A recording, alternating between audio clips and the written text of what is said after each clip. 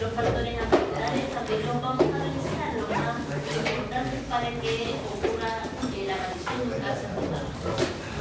Y algunas clasificaciones y herramientas diagnósticas. Clasificación me refiero a la etapa en la que está. Entonces, con respecto a la epidemiología,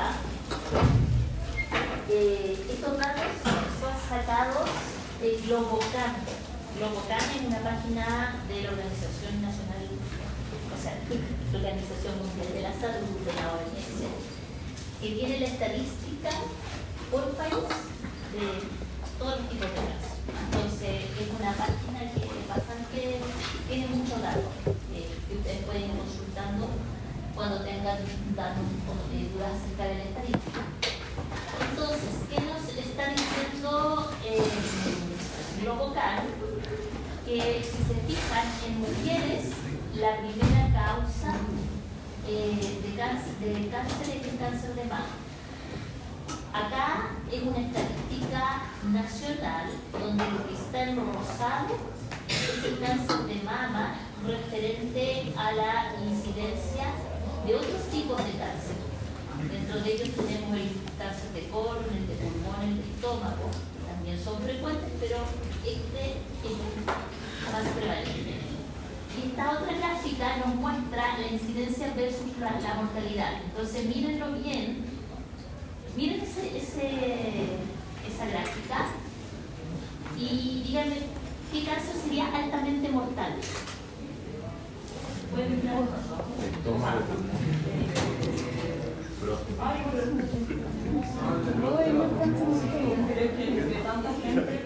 el de próstata realmente? El de páncreas. El de páncreas. Casi 1:1. O sea,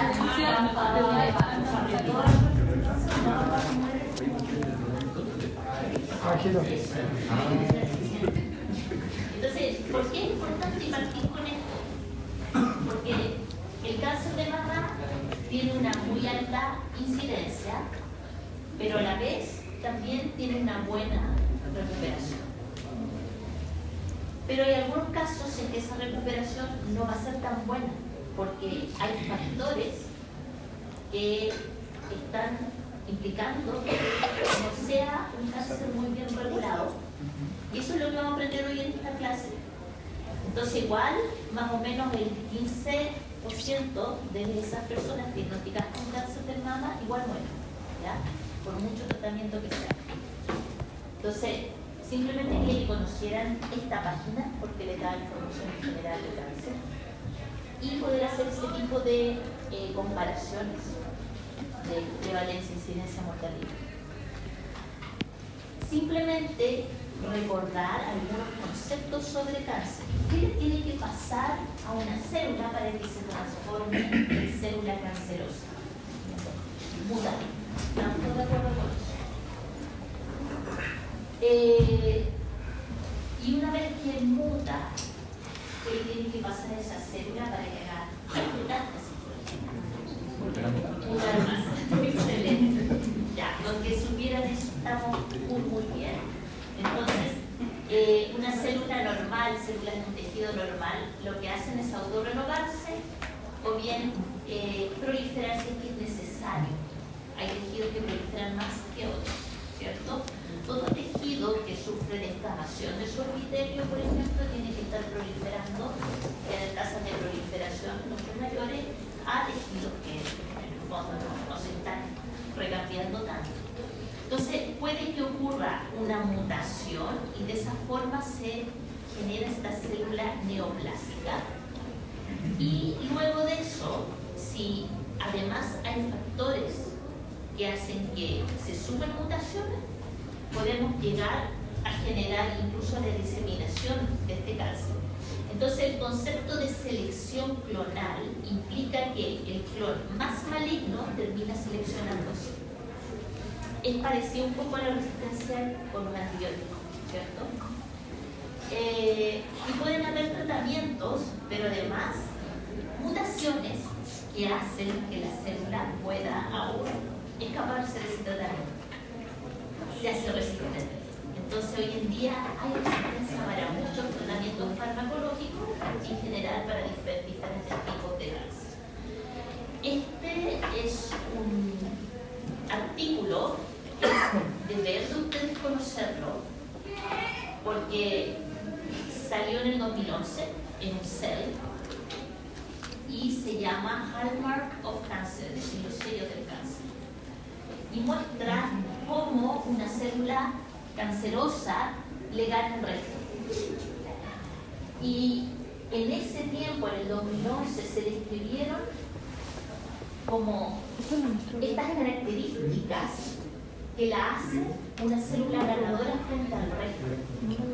Y dentro de las características se describió una alta capacidad de resistencia a la muerte celular, señales de proliferación constitutivas, la evasión de la respuesta también, la evasión de la respuesta inmune, la activación de programas que le ayudan a invadir.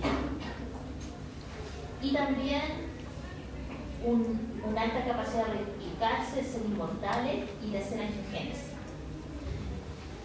Este otro artículo, porque estas personas los van actualizando cada cierto tiempo, si partimos con 6 ya van en todas estas, donde cada vez se describen más propiedades que se han encontrado en diferentes tumores para poder hacerlos resistentes. ¿Y por qué es importante conocer todo esto? Porque es la base del tratamiento. Ahora vamos a ver algunos de los tratamientos que se usan para ciertos tipos de cáncer de mama. Entonces, vamos a partir hablando de los factores de riesgo no modificables. Y aquí, el más importante, de lo que vamos a hablar en un ratito más, es presentar este tipo de mutación, que es germinal, ya sea la BRCA1 o la BRCA2. ¿Ya? Aumenta el riesgo de presentar cáncer en 10 veces, 6 a 10 veces, y esta corresponde a una mutación germinal. ¿Qué significa eso? ¿Se acuerdan que había mutaciones somáticas y germinales? Heredable. Por lo tanto, la persona que tiene esta mutación la heredó. Y por eso una pregunta clave cuando se están, no sé si las niñas se han hecho mamografía últimamente, pero dentro del screen de preguntas que te van haciendo para ir registrando todos los datos, preguntan sobre la herencia o en los controles ginecológicos, inmediatamente quiénes de su familia tuvieron o no tuvieron cáncer de mama y qué relación había ahí de consanguinidad, etc. Entonces, eso es sumamente importante, que son mutaciones heredadas, y vamos a ver después qué tiene que ocurrir para que esta mutación haga el efecto. ¿Es específico de cáncer de mama o cáncer? Este es específico de cáncer de mama, puede existir también asociado a cáncer de ovario. Y el BRCA2, este es más ligado a cáncer de ovario, mama y mama en hombres y en mujeres. El otro factor de riesgo que no es modificable es la edad. Vamos a entender un poco cómo la edad a su vez está relacionada con menopausia y por qué estas condiciones ya serían predictoras, o sea, predisponen para el desarrollo del cáncer de mama. Entonces, la edad mayor de 50 años, que haya una historia familiar, este factor de riesgo está muy asociado a este otro, que existan mamas de alta densidad, es decir, con mucho conducto, porque al final el cáncer de mama, ¿en qué parte de la mama ocurre? ¿En qué tipo celular? En los conductos, ¿cierto? En los lóbulos, no en el tejido graso, no. Entonces, obviamente historia personal, es decir, si ya tuvo cáncer, se puede volver a repetir. que exista otro tipo de enfermedad benigna, quistes, por ejemplo, también se han asociado, y que la menopausia sea posterior a los 55 años y menarquia antes de los 12 años. ¿De qué les hablan estos factores, estos dos últimos? Claro, la exposición a ciertas hormonas por un periodo demasiado largo en el tiempo. Luego vienen unos factores de riesgo moderado, donde nuevamente está la edad, la predisposición genética, y aquí aparece la exposición a estrógenos. Y por eso el consumo de terapias de reemplazo hormonal en la menopausia de alguna forma se ha asociado a mayor predisposición a hacer este cáncer, pero no es una predisposición tan alta. Aumenta el riesgo en 1.2 aproximadamente. Luego, factores que afecten el metabolismo de los estrógenos. Y aquí estamos nombrando algunos factores que en el fondo lo que hacen es que cambien el patrón de hormonas transportadoras, el patrón de cómo estas pueden transportarse en el organismo, cómo pueden metabolizarse. Y todas ellas tienen como factor común entonces cambiar el metabolismo de los estrógenos. Y este cambio puede ocurrir, por ejemplo, con consumo de alcohol, con un aumento en el tejido adiposo, con la falta de ejercicio. Luego tenemos acá factores de riesgo que son modificables. No sé si tratan, porque no sé si es modificable, no sé, como tener hijos, cosas así. Pero exposición a radiación, dar a luz antes de los 30 años también implica un riesgo, el uso de terapia de reemplazo, y ya dijimos sobrepeso, consumo de alcohol, etc. La idea de esta clase es que veamos un poco, entendamos por qué estos factores de riesgo llevan a el desarrollo del cáncer. Vamos con la palabra clave cuando hablamos de factores hormonales, y que es la exposición a estrógenos. Cuando la glándula mamaria está más años expuesta a estrógenos, implica mayor predisposición a desarrollar cáncer, porque sabemos muy bien que el estrógeno, una de sus funciones es el desarrollo del tejido mamario. Y esa sería la razón de por qué, por ejemplo, las niñas que tienen menarquia a muy temprana edad van a estar más expuestas a los estrógenos durante su vida. Eso explica por qué personas que amamantan o que han tenido muchos hijos tienen menos riesgo, porque en el periodo de lactancia y de embarazo esa exposición a los estrógenos no fue tan alta. Entonces, el 84% de los cánceres mamarios expresan receptor para estrógenos. Y es importante tener claro esto porque sirve incluso para caracterizar el cáncer luego que se hace biopsia. Además, indica que si responde a estrógeno, es un tejido funcional. Si no respondiera a estrógeno, quiere decir que un cáncer descontrolado. Entonces, ese tipo de datos ayuda a saber y conocer un poco cómo va a ser la progresión de ese cáncer. En el caso de obesidad, uno de los problemas que se genera es que la hormona transportadora de hormonas sexuales, la SHBG, ustedes vienen saliendo del endocrino, la tienen que haber escuchado, ¿cierto? Si la concentración de esta hormona cambia y disminuye en realidad, los estrógenos van a tener una concentración mayor. ¿Qué condiciones se conocen que disminuyan la concentración de la SHBG? Enfermedades renales, hepáticas, ¿qué más?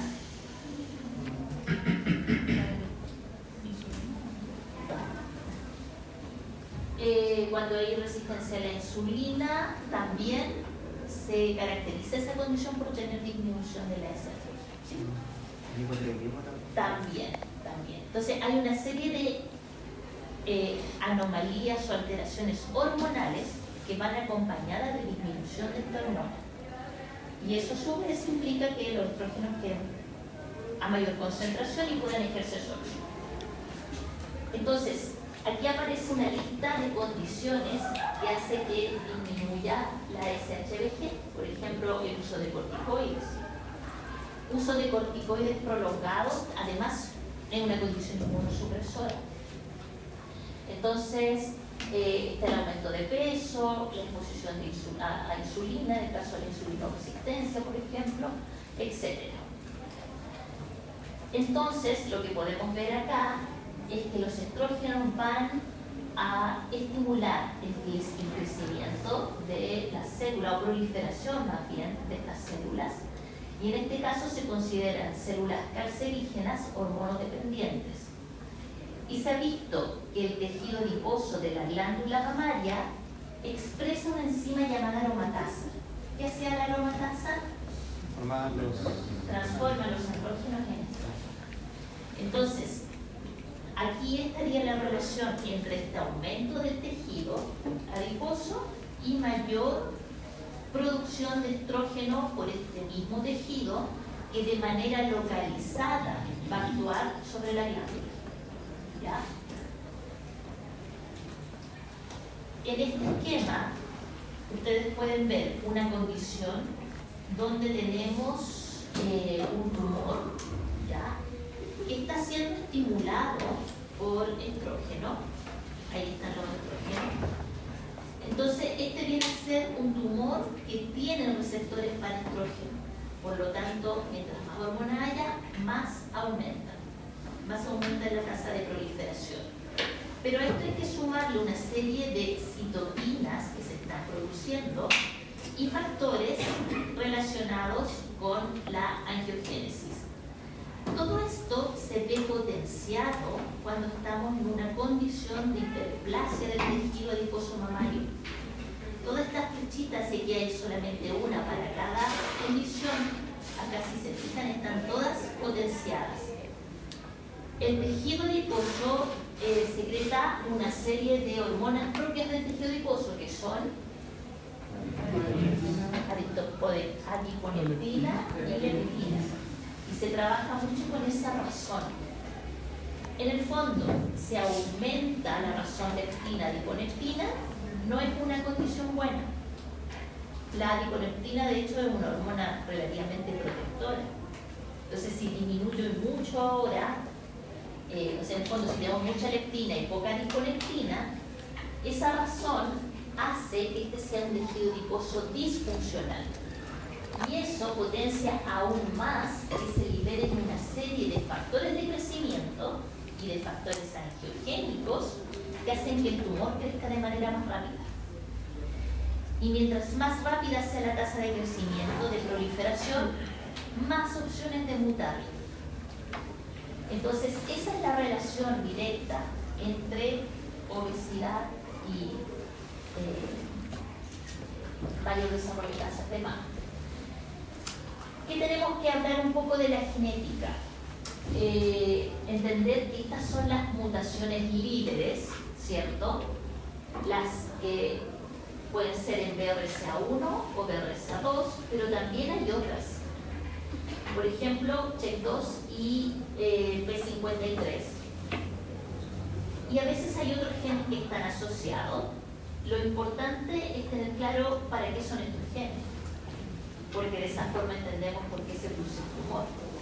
¿Quién tiene alguna idea de qué tipo de genes, a qué clasificación corresponden los BCRA?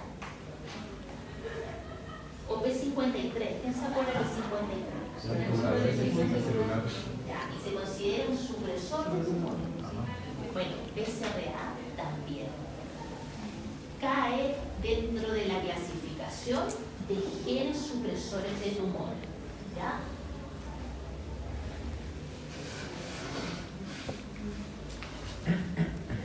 Entonces ahí aparece que pertenecen a la familia de genes supresores de tumores, interactúan con funciones críticas en mecanismos de reparación de DNA en el ciclo celular y controlan la proliferación celular, manteniendo la estabilidad genética Y acá podemos ver que dentro de las funciones que tiene, hay diversas y muchas de ellas incluso relacionadas con una respuesta antioxidante efectiva de la célula. También suprimen este descontrol de la respuesta a estrógenos y también son capaces de suprimir otros oncogenes, como los que aparecen acá.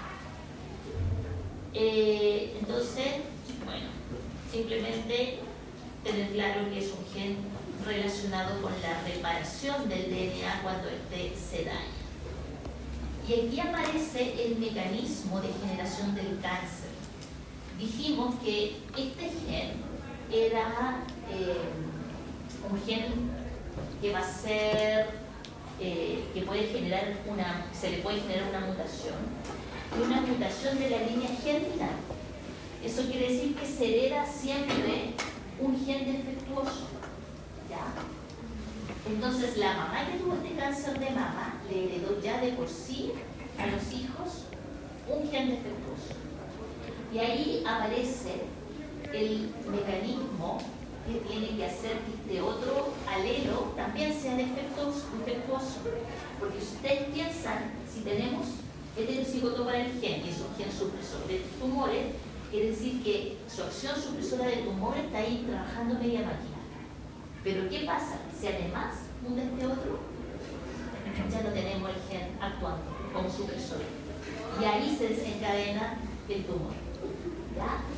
Esa condición, ese mecanismo de generación de daño se llama la pérdida de heterocigosidad.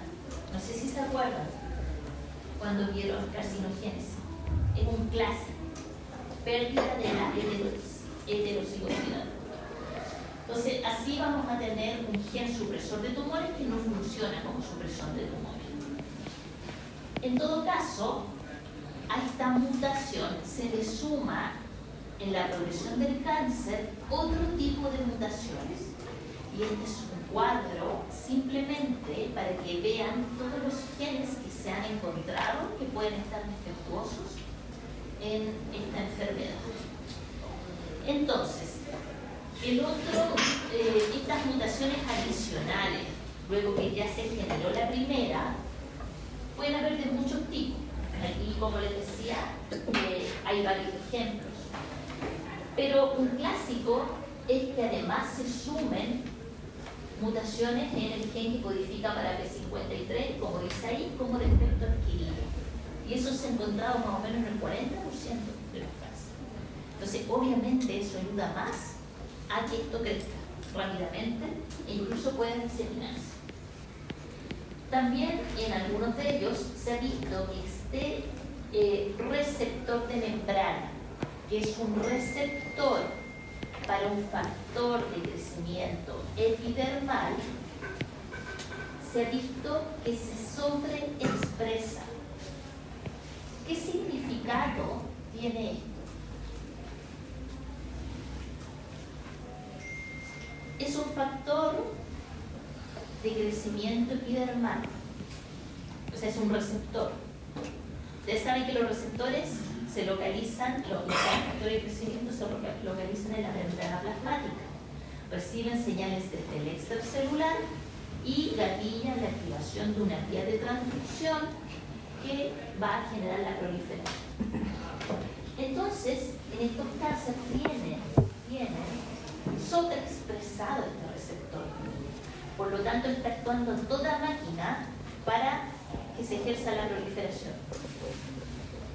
Y el problema es que también puede estar involucrado en transformación, aportar más aún a que el tejido se vaya transformando. ¿Por qué es importante que lo conozcan? Porque dentro de los exámenes que se hacen hoy en día en una biopsia de tejido mamario, se hace la detección del HER2-neu, porque es una señal sumamente relevante para saber el pronóstico de ese cáncer. Por ejemplo, ¿cómo se les ocurre que conociendo esta vía que les acabo de describir podríamos generar un tratamiento? inhibiendo. Y ese medicamento existe. Ese es el que se llama trastuzumab. ¿Lo han escuchado? Y el pertuzumab. Se usan unos anticuerpos específicos para ese receptor de membrana, el ER2, el HER2,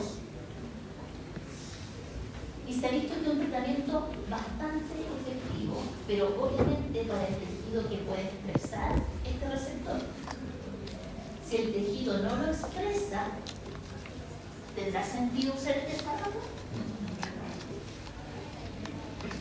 Entonces, lo que hace el fármaco, como ahí muy bien dice, tiene una actividad anti-ER2 y por lo tanto inhibe la proliferación del virus. Este es uno de los tratamientos que hoy en día se está utilizando y que es carísimo. Una pastilla, me acuerdo que una amiga tuvo que usar, lamentablemente mi amiga falleció, tuvo un año tratándose con esto y costaba como $1.000.000 la pastilla, una cosa así. Si es que no era más, estoy hablando de 6 años antes. ¿Prefieren la trastuzumab? Sí. ¿Ambas? Sí, ambos son diferentes tipos de inhibidores del receptor R. Entonces, les dejo esta imagen que muestra un esquema, tejido mamario con tejido adiposo, y esta es la histología, simplemente para que veamos cómo el tejido se va transformando cuando hay cáncer. Entonces tenemos los llamados carcinoma ductal in situ, quiere decir que en el sector donde está el conductillo empiezan las células a proliferar. ¿Okay? Ahí tenemos esto es un zoom de lo que se muestra aquí. Entonces podemos tener una célula que está proliferando más de lo que debería acá en los conductos o en el lóbulo. Y según eso vamos a tener dos definiciones, el carcinoma ductal o el carcinoma lobulillar, dependiendo de la localización. Aquí tenemos carcinoma, el que puede ser in situ, es decir, está localizado. Y esa localización, como ya les dije, puede ser en los lóbulos o en el conducto. Ahora, si este carcinoma empieza a invadir, es decir, las células ahora ya no solo se están preocupando de su propia sobrevivencia, como sería en el fármaco cáncer, no solo están tratando de proliferar por su cuenta, ahora además cambiaron su programación para empezar a expresar más metaloproteinasas que destruyen la matriz extracelular y empiezan a irse a diferentes direcciones. Entonces ahí estamos hablando de un carcinoma invasor, el que puede ser infiltrante, y este puede ir adquiriendo diferentes otros fenotipos. ¿Okay? No la idea es que no se aprendan esto, sino que el cuadro principal. Y según eso podemos llegar a tener una simple hiperplasia. De ahí puede ser hiperplasias ya más atípicas, es decir, hay un cierto grado de transformación. Y ya cuando hablamos de carcinoma, es cáncer propiamente tal. Aquí ya la célula está transformada, perdió su poder de regulación y está proliferando de manera desmedida. Y así avanzamos hasta un cáncer invasivo. Entonces, en esta histología, ustedes pueden ver cómo ya la arquitectura de la glándula se pierde completamente. Hay mucho infiltrado también linfocitario. Y los conductos también se ven completamente atrofiados. Es decir, la arquitectura del tejido cambia completamente. Y estas características son las que se usan para generar la clasificación e indicar después que se hace el estudio de la biopsia en qué estado se encuentra el tumor. Esto es lo mismo y acá tenemos simplemente una hiperplasia y acá tenemos ya un carcinoma. ¿Qué pueden ver? ¿Cómo describirían esta imagen con respecto a esta otra? Así solo sin saber nada de histología o acordarse de lo de primero, no sé si se acuerdan, Hiperproliferación. pero muchas células, pero así como Tiene más núcleos. hay más núcleos, por lo tanto más células proliferando. ¿Qué más? Tienen como un orden. Desordenado, no hay estructura. Entonces, cuando un patólogo ve esto en la biopsia, inmediatamente eso lo tiene que observar con bastanza. Lo otro que es bueno que conozcan un poco son los signos, o sea, perdón, los criterios diagnósticos, ¿ya? Entonces, existe un tipo de criterio que se llama el TNM, ¿ya? El T viene de tumor, el N de nódulos linfáticos y el M de metástasis. Entonces, dependiendo del tamaño del tumor, va variando el número del 1 al 4. Por lo tanto, pueden tener un TNM con T4, pero no necesariamente es en el cáncer. Puede ser un tumor benigno. Pero cuando ya pasamos al N, de N hasta 3, que es lo máximo, quiere decir que ya las células cancerosas pasaron al ganglio. Y eso ya implica diseminación. Por lo tanto, cambia completamente el tratamiento. Cuando estamos viendo o no viendo metástasis, ahí se utiliza la letra M, donde se muestran en el fondo ya imágenes en otros sectores. Profe, ¿cuál es la diferencia con la imagen anterior de no se pueden evaluar metástasis distantes a no hay metástasis?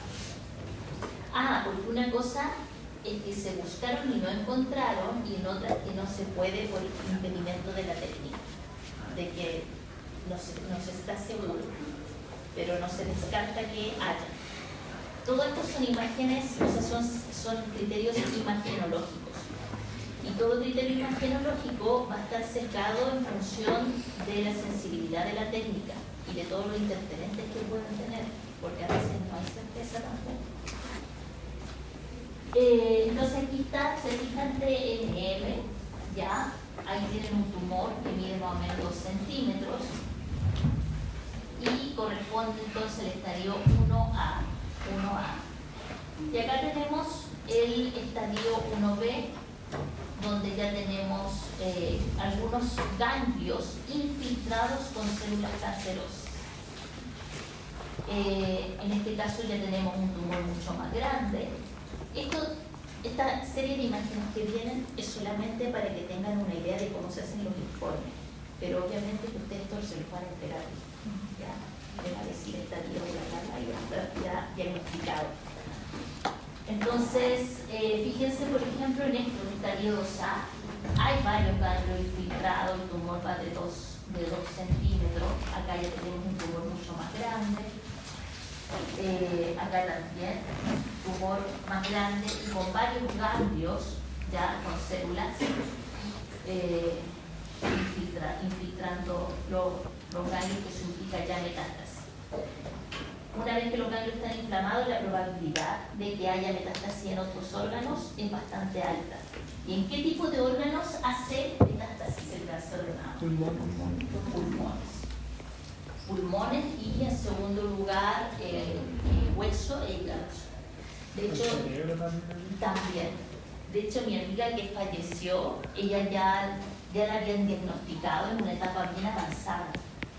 Y obvio, se empieza a hacer toda la caracterización y se hace una densitometría ósea. Y tenía así puntos, nosotros vimos la imagen y fue impactante, porque tenía estos puntos de señal, pero repartidos en todos los huesos prácticamente, estaba completamente metastizada. Entonces, simplemente las herramientas diagnósticas para hacer esta detección de cáncer de mama, ustedes saben que está la mamografía y la ecotomografía. Se están pidiendo los dos exámenes. ¿Por qué? Porque las distintas proyecciones que da y dependiendo de la clasificación del virus va a dar indicación para seguirlo tratando y qué tan seguido tengo que hacer el control como de la persona. Claro, el virus da una precisión más que nada en cuanto al tamaño de lo que se está viendo, pero en el fondo puede ser un quiste, puede ser una clasificación. En el fondo lo único que muestra es que hay una masa de algo. Y la ecotomografía aporta también otro tipo de información, de irrigación, de densidad, etc. Entonces por eso esos dos exámenes son complementarios. Como el T-Rex, pero vamos. Sí, otra vez debería ver entre paréntesis todo lo que, claro, todo lo que significa. Ya, entonces, este es un cuadro que les muestra, por ejemplo, que BRAF 2 incluso puede ser porque alguien ve BRAF 2 en una mamografía y le da ataque si no sabe lo que está viendo. Pero puede ser todas estas cosas que están ahí y otras.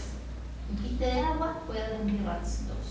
Pero creo que del 3 en adelante es un Del 3 en adelante ya hay que empezar a estudiar y probablemente seguir haciendo biopsia y haciendo esta caracterización. Entonces el BRAF 5, por ejemplo, ya implica, fíjense, nódulos estrellados. Eso no sé lo que es la verdad, pero habla de que hay mucha ya diseminación probablemente. Ya, los tipos de tumores también, una vez que ya se establecieron, se pueden clasificar con una serie de marcajes que nos indica en el fondo si son respondedores o no respondedores a hormonas. Como les decía, esta sobreexpresión de ER2 implica que va a responder a un tratamiento, por lo tanto viene a ser un buen pronóstico. También se busca la presencia de receptores de estrógeno y el patrón clásico que se pide entonces es receptor de estrógeno.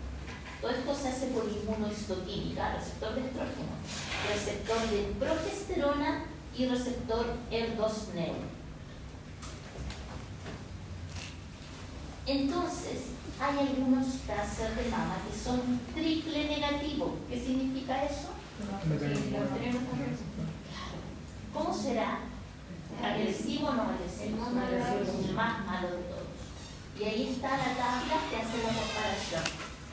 Por ejemplo, si encuentran un subtipo, como aquí aparece, tenemos luminal A, luminal B, basal, ER2 neuro.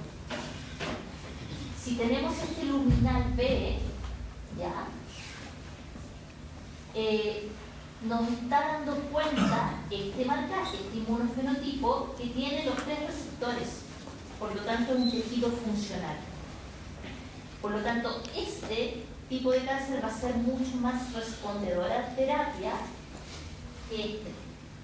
Por ejemplo, este no tiene ni receptor de estrógeno ni de progesterona. Y de todo esto, ¿cuál era el más malo?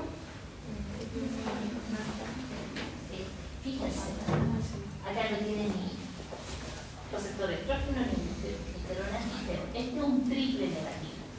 Entonces no lo controla nadie. Fíjense, aparece en personas bastante jóvenes, menos de 40 años. Entonces es un subtipo agresivo y es el más frecuente entonces cuando aparece el cáncer en personas que son muy jóvenes. Estos son los exámenes que se realizan, así el patólogo puede ver la tinción a través de inmunohistoquímica con anticuerpos específicos para los diferentes tipos de receptores y después les va dando una marca y les da el patrón, es decir, dónde se están localizando. Esa información también es buena. Y creo que será ya la última, sí, eso era todo. Es que no me quedó muy claro. A ver, ya se medían los niveles de estrógeno para ver qué tan estable y cómo agresivo eran Los receptores. O sea, los receptores pero el estrógeno a su vez era como un posible inductor de cáncer, pero no sirve como después del tratamiento, sino que solamente la presencia del estrógeno Caracteriza el tumor. Ya. ¿Entendieron eso, cierto? Que sea respondedor a estrógeno significa que el tejido funcional igual está el cáncer, pero nos ayuda a evaluar el pronóstico y tratamiento. Se supone que los objetivos con el estrógeno son protectores para el cáncer global. ¿Por qué? O sea, y dice que es para el personas que tienen alterados esos genes. Pero, entonces, claro, es como te protegimos con el cáncer de ovario, pero te arriesgas con eso. Pero me imagino que si está evidenciado será mayor la protección. Lo que pasa es que todo tiene que ver, en el fondo, con competencias también y entender qué tipo celular responde a qué hormona y para qué. En el caso de los conductivos, el estrógeno es una hormona que está generando la proliferación. En el ovario no tengo claro cómo es el sistema, pero si ese estrógeno hace que, por ejemplo, crezca más un tipo celular que compite con el cáncer, podría ayudar en la terapia. Entonces todo depende. No es que hablo así como de prevenir el cáncer de por sí. Ya, no sé, tendré que buscarlo, el ovario. No sé cómo funciona. No sé Sé qué que clase de hablan receptores mucho de que una de las ventajas de la Ya, voy a chequearlo. La verdad es que el cáncer de ovario no lo tengo tan claro. Y lo otro es que sé que está muy asociado a la condición de obesidad principalmente, pero no sé quiénes están involucrados ahí. El HER2 se ha relacionado a un tipo de cáncer de ovario, pero no todo tampoco. Como tenemos otra sesión de cáncer, ahí les puedo responder un poquito eso. Pero en el fondo el punto es este. ¿Qué hormona se une a qué receptor y cuál es el efecto final? Si tiene que ver con proliferación del tipo celular que está dando el cáncer, claro, pues es malo. Es malo, no tiene cómo prevenir ni nada de eso, todo lo contrario. Entonces, en el fondo, eso es lo que hay que aprender siempre en cáncer. ¿Cuál es la señal que está dentro del cáncer? ¿Alguna otra pregunta? Creo que es para